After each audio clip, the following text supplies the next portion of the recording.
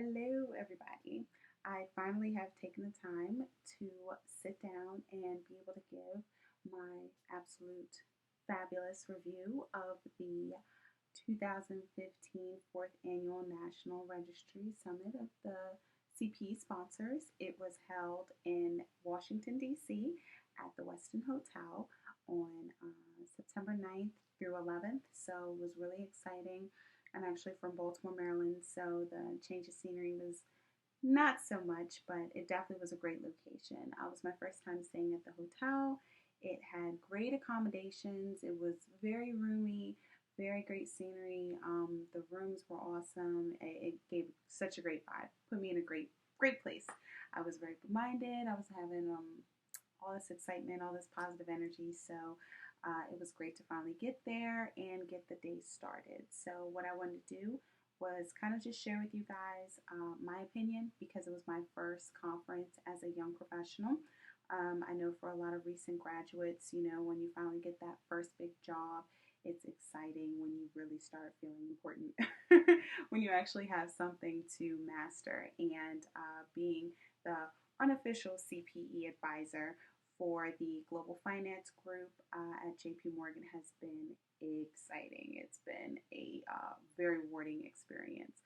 So I can't thank Rashawn, my manager, enough for allowing me this opportunity because at this conference we had a chance to talk to different professionals who are all involved in the CPE process, which is continuing professional education. So if I rewind it back a little bit, NASBA is the organization that held this conference, and NASBA stands for the National Association of Standards Boards of Accountancy.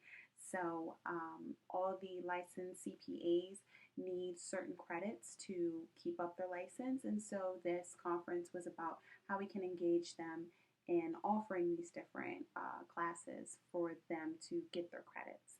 So it was very exciting. It was definitely a handful of characters. I have my favorites, and that's what I'm going to share with you guys.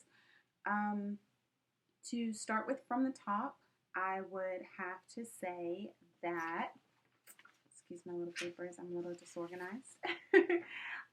Dr. Curtis Banks, or Dr. Curtis Bank was the first speaker. He spoke about blended learning, so that was exciting because his first opening quote was, anyone can now learn anything from anyone at any time. So if you understand what he means, he's talking about how learning is changing, how the times it's becoming more informative, it's more mobile, it's more immediate. We're learning from social media, we're learning all from videos. It's really not too much from books. It's not traditional how it used to be back in our parents' day and things like that. So it was very good. He just talked about how learning is more free now and how it's just more visual. And so it's not, like I keep saying, traditional, it's a blended strategy he was pushing to try and mix up the curriculum, try and add some assessments, add some online discussions, get people engaged in different ways than just writing on the boards, giving them assignments, kind of spicing up instruction. So I enjoyed it because he was just talking about rotating and alternating, gave some different stats on how often, people are getting more out of the material by switching it up. People get bored, they get tired, they're used to being immediately stimulated. It's becoming very techy. So blended learning was just about recognizing how times are changing and therefore learning is changing. So that was Curtis Banks. So I enjoyed that one. The second speaker was Jonathan Halls. So if I go into my notes there, give me a second to try and find it. I took like a million notes, especially with Jonathan because he was very interesting for going into how making videos can be fast, affordable, but fabulous. I'm delicious, so I just love that he threw fabulous in there because it was very interesting. Some of the stats he was saying was that like 50% of traffic online is video, 75% of business people admit to watching videos, and 100 million people were watching 2.5 billion videos right now. 45% of viewers abandoned videos within a minute. So it just shows you your attention span. Hopefully you're still watching me. But yeah, he was saying the average attention span is 2 minutes. So you have a small window to get people's attention. And so he gave a lot of different techniques for how to stimulate your video. Throw some music in there, spice it up with stimulating the senses, and make sure people have their, don't be too stagnant, and make sure they have their stats, and throw some different things in there. So it was fun because when we did the breakout session, we actually had a chance to do a video. So all of us got to get up out of the room and he pulled out his camera, and we put together a little story of what we wanted to pitch, and it was really cool. It was really fun to kind of see it in action, and we actually tried to edit most of the video, but we kind of ran out of time. But you got the meat and potatoes out of it. You understood where he was going with it, so it was very good, because just like we said, we need to know how different times are, what our options are to try and get something better out of just giving somebody some learning and expecting them to get it. You kind of want to make it fun, and you'll learn more. So it was very interesting to get to see actually in front of you how different it is when you put a lot more effort into making a valuable video and not just an informative one. So that was Jonathan Halls, and an amazing speaker. And I'm not going to say that just because he remembered my name. I was sitting in the front during his speech, his presentation and stuff. Was Jeffrey Burke. He was the comedian who was speaking about just different tips on doing public speaking. So he gave a lot of different advice on how to be funny, and how to be stimulating, and how to deal with difficult audience members, and different jokes you could tell, and how to spice up your time frame, your agenda that you're actually going to be working with whenever you are up there speaking to an audience. So I was just blown away. He had so many great suggestions from 3 different jokes. I wouldn't say like 3 minute. It was 3-minute jokes that were for your opening. I didn't think they were all that funny, so I don't know if I'm going to tell you guys. I'm going to tell you all because I want you to live. So the first one was you get up on stage, and when you're opening up, it's like you're the first person up there, and you'll tap in. He was like, so we're going to take a 15-minute break. Is that cool with everyone? Is this thing on? And it was supposed to be like awkward because you just got up there, so it's really not time for a break. But somebody might laugh. Ha ha. He did warn that this is very cautionary. It's not guaranteed to make people laugh. So that's at your own discretion.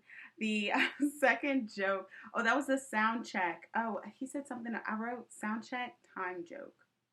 I'll have to get back to you on that one.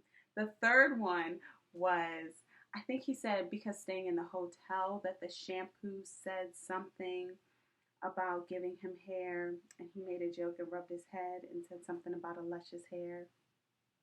I'm not really sure. But so those were heavily suggestions. But other than that, he kind of continued to go on about how you can either start by asking a question to just find out what's good for your audience, see what they want to know. You could share a stat that would set the tone with some inspiration. You could start with a quote, and this just kind of would set your credibility for whatever subject. Make sure it's related to whatever you're speaking to. So my favorite was the Henry Thoreau quote, where he was like, the mass of men live lives of quiet desperation. I was just like, oh, that's deep. So I enjoyed that one. I wrote that down along with a few other type of quotes. He gave some different books that were really great, and he was talking, like I said, about the non-attentive attendees, and speaking how success comes from appreciation, engagement, strategy, and great work. He also ended by giving a speech about the value of a thank you note. He wrote a thank you note to, I believe it was a neighbor or a teacher. it was moving. It was so deep, and it was just, I really, I'm a big person for thank you notes. So it touched me as an audience member because I'm very thoughtful like that when it comes to any type of big gesture that's meant a lot to me. So it caught my attention. I was breathless. Everyone in the audience was breathless because he read the response of the gentleman's wife, I'll say wives, the gentleman's wife that received his thank you and how much it meant to him because the older gentleman had gotten dementia, so he hadn't remembered much, but he remembered him. And so she was very touched, and the letter she wrote was touching, and then he sounded sad reading it, and he actually had it, and it was like, oh gosh. So he was a great speaker. I absolutely adored it. It was amazing. So those were just a few of my favorites. You know, other than that, I had a great chance to network and speak to some other professionals about their process and different advancements. So we got to exchange different ideas, and I had business cards on me, so that was exciting because, like I told you, this is my first real job, so I got to hand out my business cards, and people were following up, and some people actually found me that I didn't speak to.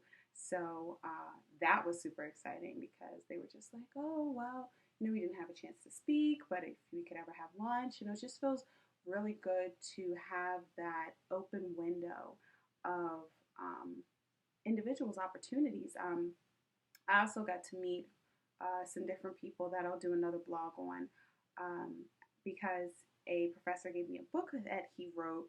So I'm actually in the middle of it. I'm gonna share it. It's gonna be my next topic because I'm gonna be doing a lot on professional development and just training, learning, growing as a young professional.